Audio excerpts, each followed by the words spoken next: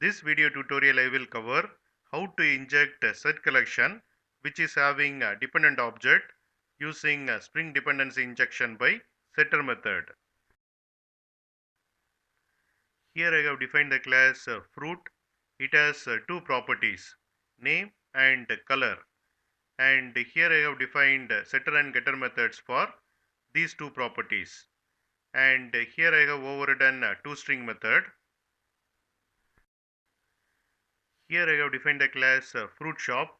It has two properties, shop name and available fruit set. Set accept fruit.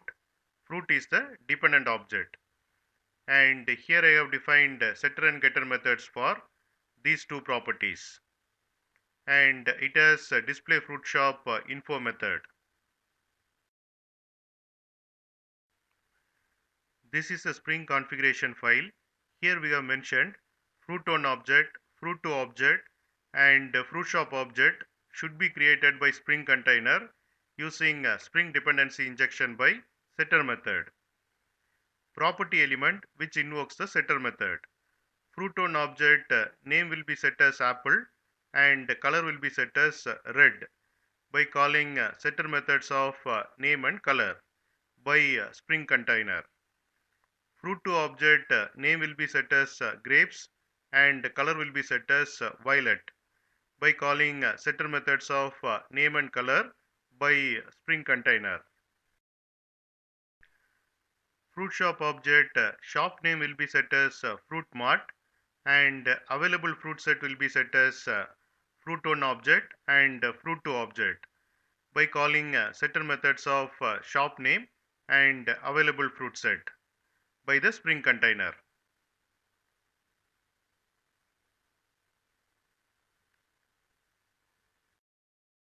Fruit1 object refers to this one and fruit2 object refers to this one.